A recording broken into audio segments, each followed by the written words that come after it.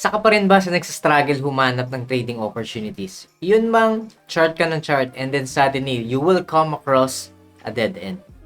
So today, let me teach you what we call as sequential multi-time frame analysis. So kung gusto nyo matutunan yun, please watch the rest of the video. What is good mga champion and welcome back to another video. So before we dive into our technical analysis, and considering we recently have a US government shutdown, so later on titingnan natin what Euro USD has to offer pagdating sa mga opportunity. But before that, I do have a big announcement to all of you guys. So I will be having a masterclass Forex trading webinar, of course in partnership with Markets for You. Again guys, go check them out. So for the mechanics of the registrations, kindly do visit my Facebook page, TFP Champion Online, for all the detailed step-by-step procedure so you can register for the masterclass Forex trading webinar. So sa lahat mga nag-message sa akin guys, if you want to be part of our growing TFP VIP Champions community, you may want to check out our 90-day Forex one-on-one mentorship program. So as I've said, I do offer two options. So for the option 1, that is for the one-on-one mentorship via Zoom. And for the option 2, that is catered for all those people na may struggle when it comes to their schedules. So again, I do prepared 28 masterclass Forex trading lessons so you can learn at your own pace. So there's no excuse learning the TFP Champion system. So without further ado, tara, let's go straight to our charts. Alright guys, so when we talk about sequential multi-time frame analysis, okay, so multi-time frame analysis means we have to analyze first the market from a bigger perspective down to a lower time frame. So that means on a larger scale, we have to analyze first na sang key level, anong structure, and most probably ano yung higher time frame bias. So in this case, I'll be using daily as a reference since that is my base higher time frame, right? So I'm always seeing the chart on a long-term perspective before I look for a short-term trade opportunity. So there may be opposing trades lalo na pag meron kang short-term opportunities kasi short-term moves can be of buy and sell depende sa structure niya sa mas mababang time frame, but nevertheless I can understand that everything will be connected coming from a bigger scale, right? So isipin nyo on this daily time frame, we have to analyze nasang part ba tayo ng structure trend. So incorporating our structural analysis. So, it's quite evident naman, di ba, that we exhibit historically a bullish market, right, on a long-term perspective. Kita naman natin yan. However, right, as we analyze, so, let's just mark some key points here. Meron tayo dito, higher low, higher high, and then we recently have some dip, which still considered as a higher low. And our recent higher high ay ito. So in that case, long-term perspective, I may now have to add some confluences. So dito na magmamatter yung trend lines, right? So as you can see, long-term perspective, we can always use trend lines para lang makita natin if there would be a break of this supporting trend line in this case. On the other hand, we can also add some minor trend lines in such a way na ano yung magiging bias mo pagdating dito sa opportunity on a recent move ng market. Okay, so paano natin gagawin yan? So kung makita nyo to, meron tayo ditong bullish run bago nangyari itong recent high natin. Okay, so anong ibig sabihin yan? Kung may bullish run and there would be a break of structure from that says something. There would be more or less a weakness going on from that structure. Ibig sabihin, nagkaroon tayo ng loss of momentum. Paano natin yan i-analyze? So, let's just use some minor confluences here. So, pwede tayo magawa ng trend line. And from that, we can also add our horizontal trend line, which is our regular support and resistance. So, from that, meron tayong makita natin there's a sudden dip or break of this recent trend line support. So, ibig sabihin niya, nagkaroon tayo ng loss of momentum, sabi ko nga. And, does that mean ba na selling ang ating bias? We may have that bias, and lalo na kung makikita natin yung details sa mas mababang time frame. But nevertheless, let's add some horizontal key levels. So, we can also add here some previous support in this case that is now the market reacting to that previous support which has been broken. So, alam naman natin that previous support that has been broken can be used as a future resistance, which is happening right now kung saan nagre-react tong recent prices from the past few days. So, ano ibig sabihin yan? So, alam naman natin that we are now at a below of trend line support break and horizontal support break. However, we cannot say that long-term perspective is magiging bearish siya overall kasi meron pa tayong sasalong trend line support that can be acting as a support as well that potentially market can still bounce in that manner. So, we cannot say that long-term magiging bearish siya, but we can look for opportunity as a selling opportunity considering we recently broke through a horizontal support and we are now below trend line support.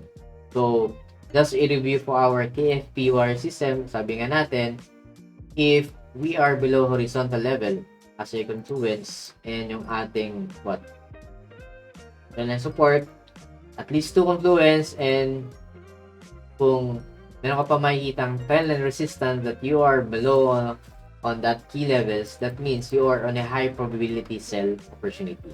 Okay? On the other hand, if you are above on those key levels, that may be your high probability trade zone for a buy. Right? So, that is just a review para doon sa ating TFP water system. So, again, if you haven't learned the system, basic system that I always emphasize that you can earn decently doon sa libreng system na yon, go check out my past videos and hanapin nyo na lang yung beginner strategy around 35 minutes lesson para doon sa explanation ng ating rules ng TFP warrior system, right? So ngayon, alam natin that we are now below on these 2 confluences. To understand more of that as a sequence, we will do the same thing sa mas mababang time frame. So again, I am now on a swing perspective, right? So if I want to find short-term opportunity, pupunta ako ngayon sa 4 hours as a day trade opportunity, following the same process, right? So since sequential and multi-time frame, I started from a bigger scale, now going to a much lower time frame. So punta tayo ng 4 hours for a day trade opportunity. So again, and nothing really mas change pagdating doon sa structure. Mas naging detalyado lang yan kasi obviously candlesticks has been broken into 4-hour candlesticks. Okay? So ngayon, mas maganda kasi ngayon is we can now see more detailed candlesticks and at the same time, we can look for opportunity pagdating sa day trade. So I can add another confluence which is yung ating trend line resistance. So ipisan ko na lang to para kita natin difference. So the blue lines are the daily levels and the black line is the 4. Gagawin ko tong solid para distinguish yung 4 hour. So ngayon, aside from that, okay, alam natin that the market now is sitting, right, reacting to our broken trend line support. So, which probably we can say na on a hot spot, we are on what? High probability trade zone, di ba? As what? As a sell. Okay? However, our target, goal lang natin is hanggang dito lang. Kasi sabi nga natin, this can be, pwede itong maging ating target. The reason is, this is still holding as a trend support. So, market can still bounce off dito sa level nito. However, meron din tayong hindrance tulad nga nito.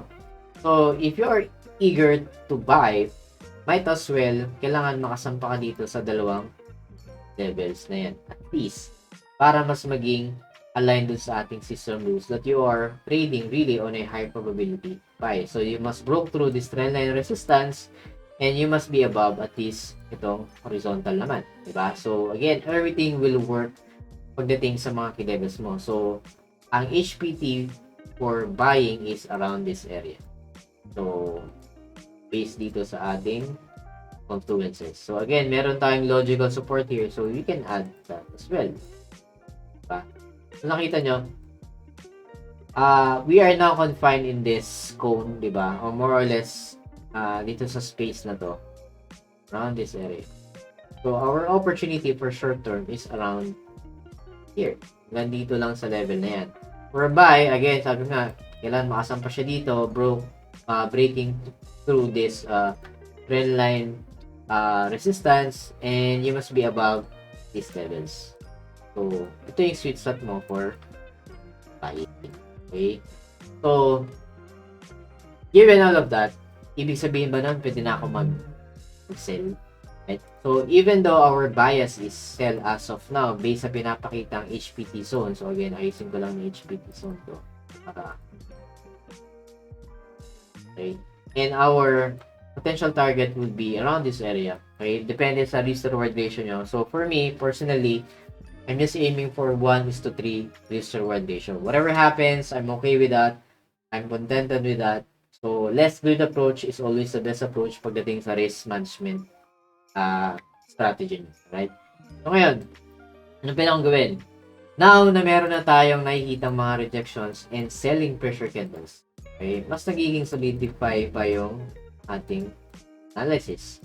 And from that, since I am now at the HPT zone selling, okay, I'm not directly executing sa 4 hours, but rather, since I'm just aiming for short term as a day trade, pupunta ako ngayon ng 15 minutes. And I will refine all my levels para mas maging accurate yung aking entry. I can use instant execution, or best is to use yung ating pending orders, alright? Or pending limit orders.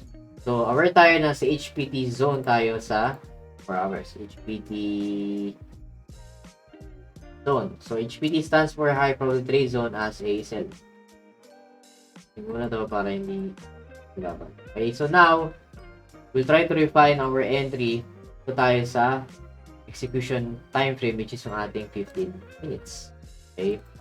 So, same process. Since sequential nga, I will do the same process. Okay.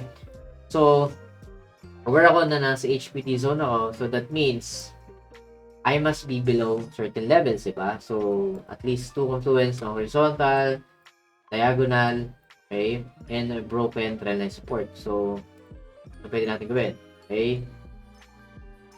I will try to make sure that I will be below this one. Tignan natin itong a blue line na manipis.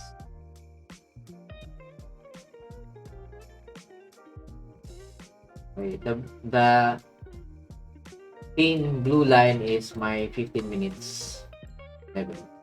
Same time, I must be below area. Please, or mag-reaction dyan. And since meron na tayong 4-hour horizontal levels, I will just have to wait to be below in this level. So, my sweet spot for proper execution is around here. Okay, ito yung magiging HPT entry natin. HPT zone entry as 15 minutes. Okay? So, obviously, sell. So, makita nyo, timing-wise, I may have to be patient pagdating sa entry. So, since nagko-consolidate per market, tandaan nyo, don't be fooled by this bullish run. Okay? This is just the market trying to capitalize on the FOMO buyers, considering we are below higher time frame, bigger scale key levels. Okay, lalo na itong trend resistance na nag-hold pa. And that is quite significant dun sa ating analysis. So, my goal is for the market break through this horizontal level, okay, as well as yung trendline resistance at trendline support natin, and then at least mag-react siya dito, seeing what we call yung ating mga selling pressure candles. So at least makakita ako ng mga ganito, then I can execute properly doon, and most probably refine my risk reward ratio, say down here. And since we have a lot of space going down here, so 1 to 3 would be enough around here for a less greed approach. So again, I may have to wait for some time. Nevertheless, I know what I want. Alam ko yung saang level ako dapat mag-trade, at I'm still following yung aking trading system rule. Yun yung importante. That is what we call sequential preparation. So kung makita nyo, coming from daily, 4 hours, and up to my entry, is pare-pareho lang yung ginagawa ko. It's just me following the same rule from the higher time frame pababa. Okay? So, I'm not doing anything crazy pagdating sa pag-a-add na puno anong indicators. Okay? That would bring more confusion lalo na kung nagsisimula kayo or you just a beginner or an intermediate or even an amateur, di ba? So, the goal is simplicity and to understand behavior ng price structure at yung price action. Tandaan nyo guys, sa trading, less is more. You don't have to add more things para maging beneficial in decision. The goal is to simplify things para mas mapadelay yung inyong decision. So again, our aim here is to break through what? Horizontal level, diagonal level of our trendline support, and you must be below nitong at least trendline resistance. So that would be a good spot for a sell or high probability selling opportunity. So patience is key. Pero importante, we mapped out sa yung ating trading opportunity and alam natin yung gagawin natin pagdating sa execution following our system rules. So, I may have a different set of rules pagdating sa ibang strategy. So, it's not a matter of comparing this strategy to another trader's strategy kasi tandaan nyo guys, it's all about rules. Okay? Pwedeng sa ibang trader, pwede nang mag-trade niyan. Pero sa akin, I may have to wait more. Okay? Pwedeng, let's say, pwede nang mag-trade niyan. Sa iba naman, naghihintay pa ng ibang confirmation sa indicators. So, you cannot really compare different strategies because there may be different sets of rules, di ba? So, kaya, you cannot justify lang yung iba't ibang strategy in a few trades. So, you have to trade more and use that strategy. So, again, importante dito is we mapped out. Sequential means kung ano yung ginawa ko sa higher time frame, I'm just doing it sa lower time frame, di ba? So, if you follow through from the beginning, we didn't do anything crazy, but point dito, we know the system rules, okay? Lalo na sa key level. So, tandaan natin, always analyze on a bigger scale before you go down to a lower time frame. So, pinapakita dito na yung bias sa lower time frame is also the same bias pagdating sa lower time frame. So, that means, nagkakaroon tayo ng high probability of analysis and that would give us a more peace of mind pagdating sa decision. Okay? So, alright. So, I hope naintindihan nyo guys yung sequential multi-time frame analysis. So, nothing really difficult pagdating doon. It's all about understanding the bigger scale of the market before going down. And that will help you understand the same process na ginawa natin, yun din yung ginagawa natin sa baba. So, yeah. I hope this gives you idea how you can look for opportunity kung nag-struggle kayo and you don't have to complicate things. Again, thank you so much to all my TFP, VIP champion students all over the globe, subscribers, followers, and sa lahat po ng sumusuporta. So, God bless. See you all on the next videos. Bye-bye. Alright guys, so I just want to inform and announce that our TFE VIP Champion Student private Discord community is already up. And yeah, here we have several channels wherein we share our technical trading ideas among each other. And of course, we also have our weekly trade ideas para sa ating mga weekly forecast para sa mga currency pairs and some announcement section. And of course, since tayo ay global. Of course, we have other students as well na galing sa mga ibang bansa overseas. So, we introduce ourselves and introduce kung saan tayo galing, sa bansa tayo ngayon, OFW man o hindi. But nevertheless, this is a healthy community para mag-share ng mga trading ideas para sa inyo guys. And hopefully, I will be putting up a server publicly para sa mga baguhan naman and those mga followers and subscribers natin. Alright? So, yeah, this is just a minor announcement and hopefully guys, you can join us and make this community grow lalo na sa ating mga estudyante nag-aaral. Alright guys, so mga baguhan pa lang. But nevertheless, everyone here wants to learn, wants to make profits from the market. But as much as possible, we're all equal in the eyes of the market. Alright guys, so that would be it. So yun lang and thank you very much. Right, bye-bye.